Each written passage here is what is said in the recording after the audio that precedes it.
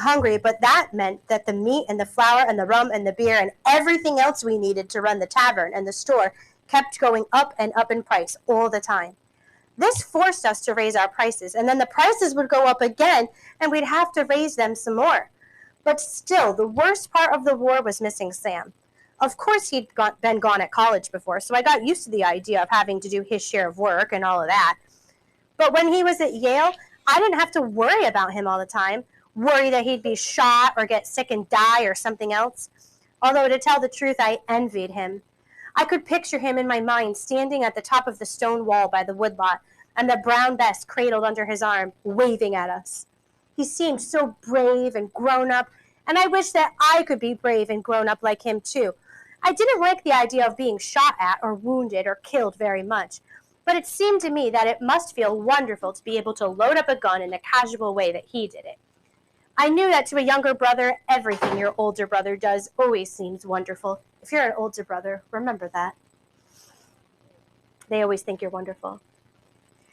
I remember being little and watching Sam milk old Prue and admiring him and thinking how clever he was. And then it got to be my turn to learn how to milk old Prue, and I found out there wasn't any glory to it. It was just hard work, and it made your hands ache. So I guess that being a soldier probably didn't have much glory to it either, that it was mostly just a lot of hard work. But still, I envied Sam, and I wish I were old enough to do something glorious too. So time passed and the war went on. Sometimes we'd read about the Patriot victories and other times about the Tory victories. It all seemed confused. It was hard to tell who was really winning, partly because sometimes both sides claimed to have won the same battle. And Father said, this is you, Lil. Darn.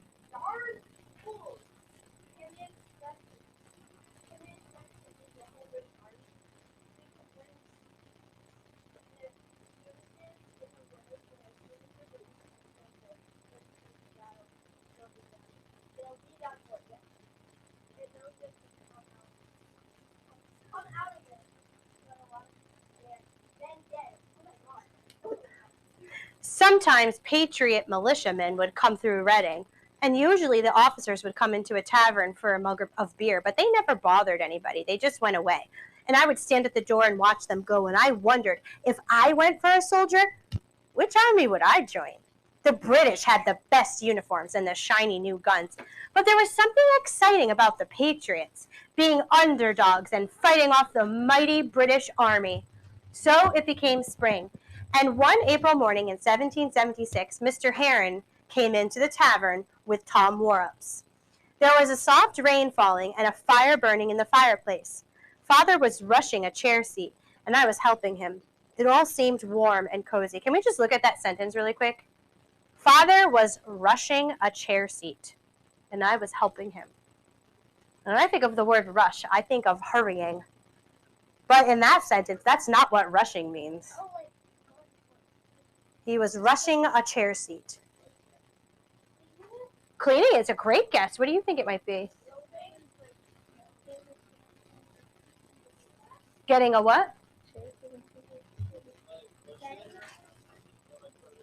I think Mackenzie's right. I think it's a verb. So he's doing something to the chair seat. Maybe repairing it. Maybe cleaning it. We don't know. But it's clear that it doesn't mean what rush normally means, right? Father stopped his work, and he said,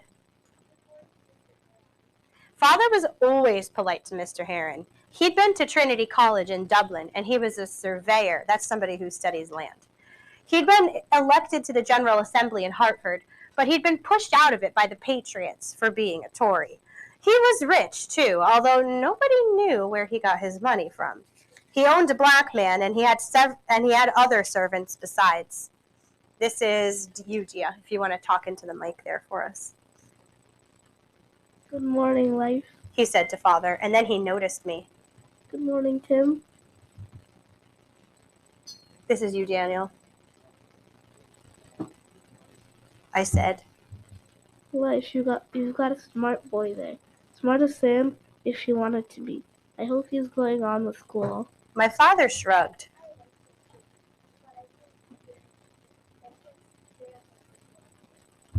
Mr. Heron may have wanted me to go on with my schooling, but I wasn't so sure of it myself. I figured I was as smart as Sam, but I didn't have as much interest in school as he had. I liked ciphering all right, but I didn't care much for spelling and studying in the Bible and memorizing Psalms. This is you again, Daniel. I said, just to be modest. Father said.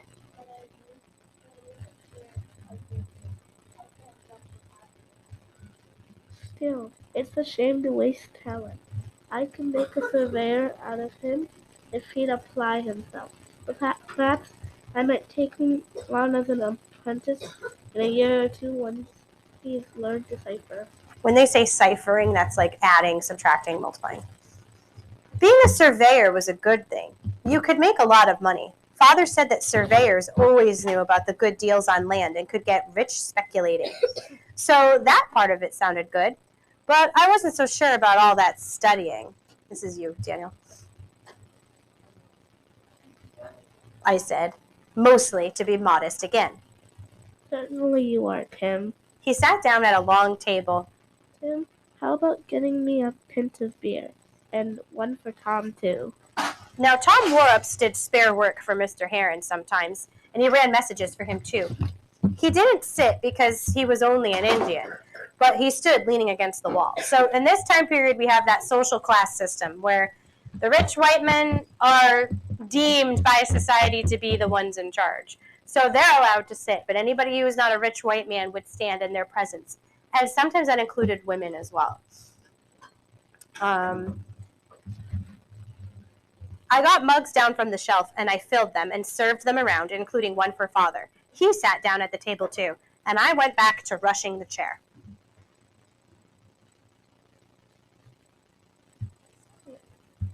What do you hear from Sam? Mr. Heron said. Said Father. I knew he didn't want to talk about Sam, but he couldn't be rude to Mr. Heron. He never writes? They weren't paying attention to me. I took a quick glance at Tom Worrups, and he was standing there holding his mug of beer with his face blank. I couldn't figure out which side he was on. He lived on Mr. Reed's land, and Mr. Reed was a patriot. But he ran messages for Mr. Heron, and Mr. Heron was a Tory. It's a shame about Sam, Mr. Heron said. My father shrugged but didn't say anything. Mr. Heron must have known that Father didn't want to talk about Sam, but he said, that's you, Dia. Perhaps. Is that Father? Perhaps, on page 67. Perhaps there'd be a way of finding out where he is. Mm-hmm. Yep.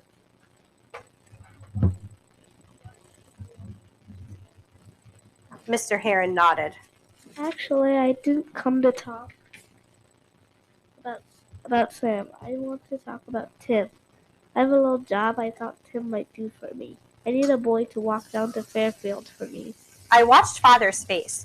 His eyes got narrow, and he stared straight ahead. Mr. Heron shrugged. It's pretty hard for a strange Indian to walk down there without getting stopped every 5 miles. Nobody's going to bother a boy. It was a scary idea, but exciting. It would be a real adventure. But of course, I knew I wasn't supposed to have an opinion in the matter, so I kept my mouth shut. Father said. Oh, just some business letters. Mr. Heron said, casually. Nothing important. Father said nothing, but he stared down into his beer, and Mr. Heron took a drink. And then he said, this is Mr. Heron. There's no danger, Life. Nobody's going to bother a boy. Father said. Yes, business letters. I couldn't keep my mouth shut any longer. I can do it, Father. Oh, sorry. Daniel, that's you.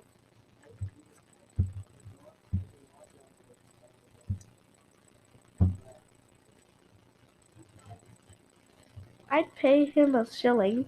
Father stared into his beer again, and then he slowly began to shake his head. He said,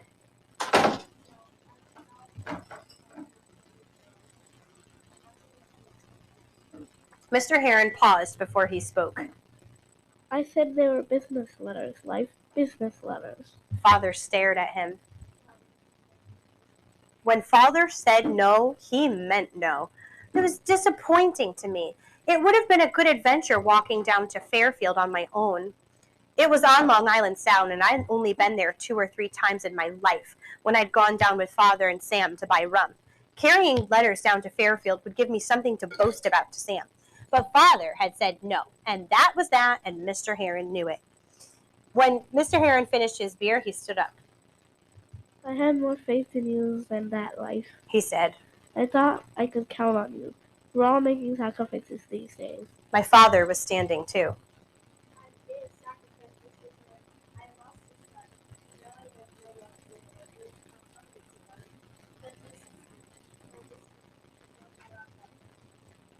Mr. Heron nodded, and he and Tom Worrups left. I picked up the beer mugs and begun to clean them. Daniel?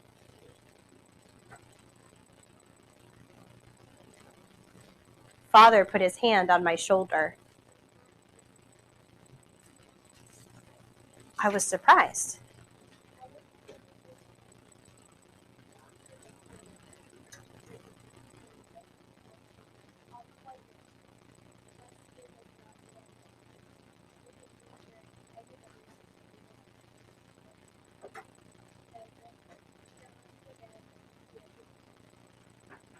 He stared into my eyes, and I stared back. Daniel? I said. Oh, but I couldn't forget about it. Mr. Heron had wanted me to carry some sort of war messages or spy reports or something, and that night, as I lay in bed in the loft, I thought about it. Oh, it would scare me all right walking down to Fairfield with spy messages, but I wanted to do it because it would give me something to boast about to Sam. He'd been having all the adventures. He was going to come home with terrific stories about being in the army and fighting and all of that. I wanted to have something to tell too. Why should he have all the glory? Why shouldn't I have some too? I wanted him to respect me and be proud of me and not think of me as just his little brother anymore. I couldn't score telling points in debates the way he did, but I could be just as brave as he was and do daring things too. It made me angry with Father for not letting me go. It wasn't right, not with what Sam was doing.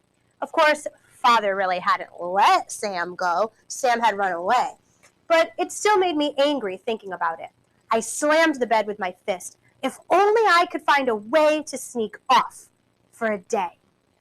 I thought about it some more the next morning when I was milking old Prue, and the more I thought about it, the angrier I got.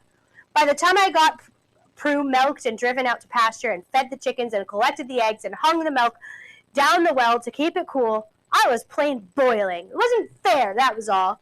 When I got back to the house, I was angry enough to stand up to Father. He was sitting at the taproom table drinking tea. I faced him, and I stood as straight as I could.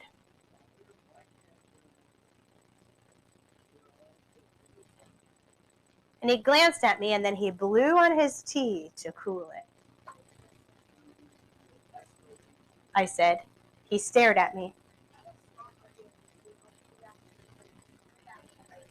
Hit. I said.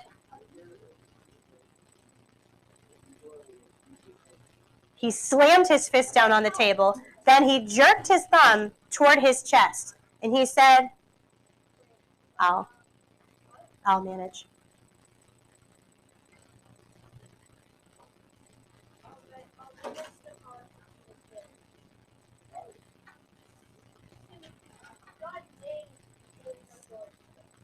And then he stopped.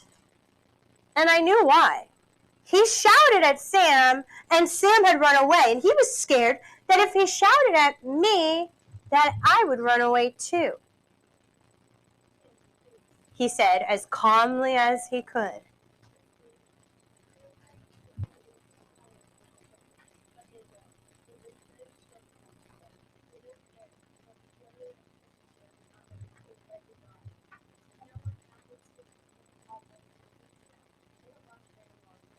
Cholera.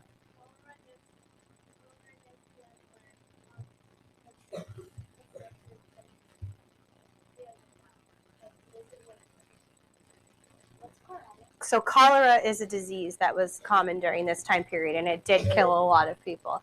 And it was mostly caused by drinking water that wasn't pure, clean, drinkable water, because they didn't have water filtration systems back then, right? So how did they drink water? From a well, but sometimes the well could be contaminated and they wouldn't know it and they would get sick.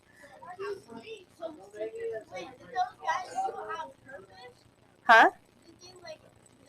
No, they wouldn't do it on purpose, but back in this time period, remember, this is hundreds of years ago, before we had technology like we have today. Today, they have machines that go down into the water, and they can read all of the levels, the pH levels, they can read what chemicals are in there. In this time period, they were just worried about drinking something, so they wouldn't die of dehydration. That's why most of the time they drank beer or cider, because those would not get contaminated the way that water could. Drinking plain water in this time period could be more dangerous. So you wouldn't need to put sugar in it, because cider is made from fermented apples, and when they ferment, they automatically release a sucrose, which tastes like sugar. So they wouldn't need to add anything. Yes?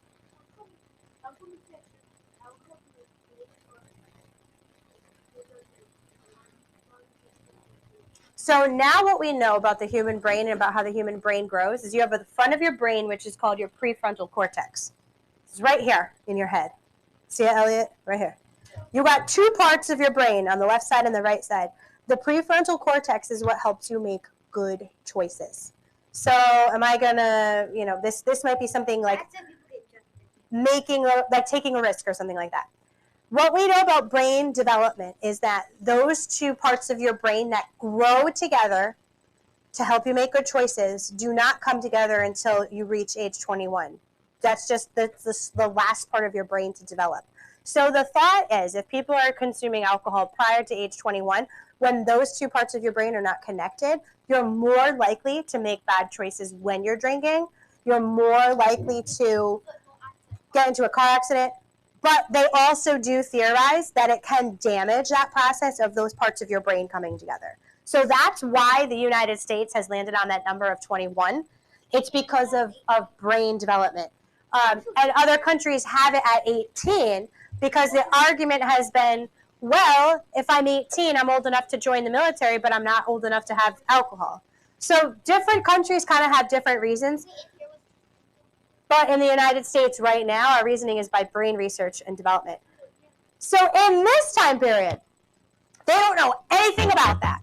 They don't know how alcohol damages the brain or the liver or the spleen or the colon. They don't know that only drinking alcoholic beverages and not drinking enough clean water, how that shortens your lifespan. This is why people in this time period were dying at 40 and 50. Cider had alcohol in it too. It's part of the fermenting process. Yes.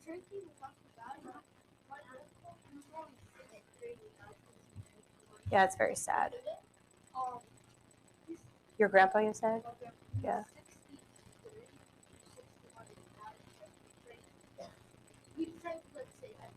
Yeah, that's too bad.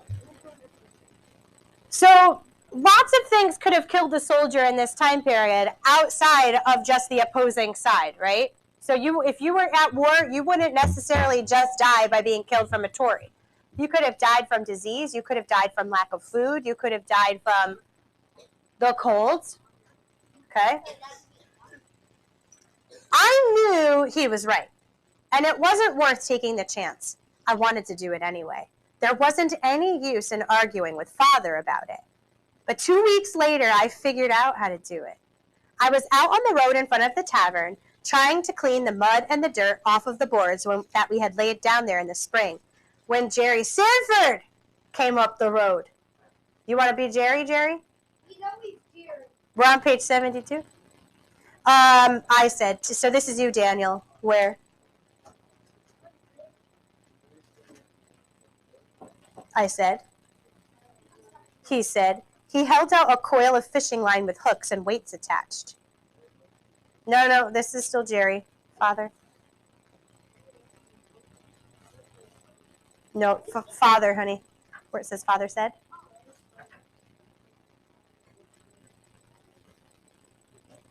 You're lucky, Daniel.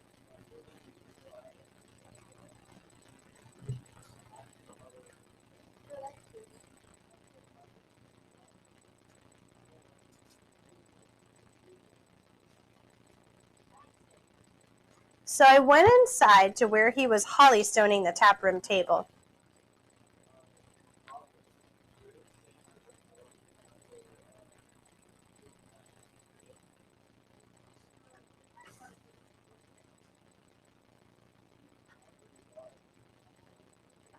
He thought about it.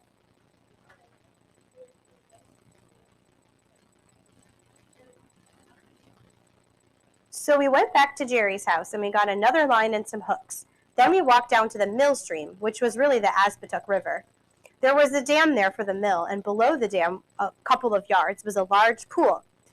In the spring, the shad ran upriver to breed, but they couldn't get past the mill dam, so the pool was just swarming with them. We caught dozens. We had a terrific time. Father was pleased. He really enjoyed the fish chowder, but best of all, I now had an excuse to get away. Do you think it is a good idea for Tim to go on this journey? No. I feel like he's gonna see Sam die. Like he's gonna go into a place for a day. Father thinks that Mr. Heron might be sending spy notes. What does that even mean? What does that mean? In this time period, I feel like people get killed because if they find these delivering spy notes. So let's just take a minute here. I recorded it for you, Brooke. Okay, I need you to not be moving around right now, okay? Let's just take a minute here. Father is on which side? Father is on England's side. Elliot, sit down. So father is a loyalist, he is a Tory. What side is Mr. Heron on? He's also a Tory, But right? pretending. Okay, so he could be pretending. That's kind of what Father thinks, right? Father's like, I think he's sending spy notes. So who might Mr. Heron be spying on? Maybe. Mr. Heron's not really a Tory. Maybe he's pretending to be a Tory. So what would he be doing with it? Matt, can you sit like a fifth grader? What would he be doing with spy letters? What do you think? Telling them who has guns and stuff. Maybe. Who has guns, who doesn't. You guys have to remember that in this time period, we have no technology. So, like, I can't take out my phone and take a picture of the battle or a video of the battle and show everybody, right? All of their communication is by letters or by people traveling to different taverns being like, you won't believe what happened at Lexington, let me tell you. That would take a while. It would take a really, really long time. So spies were a definite part of the revolution, and sometimes people would pretend to be on one side so they could get information about that side and report it to the other side. Mackenzie, I think you picked spies, right, as your topic for the American Revolution? So you'll be researching that a little bit more during writing time. All right. Raise your hand if you have not had a turn to add anything to the terrarium. We're talking anything, not a single item. You've added nothing. Yash. I had a list of people doing worms. It was Dalen and Maheen and Jerry. All right, so I need Yash, Hannah, Matt. You have not added anything? Dia, Elliot.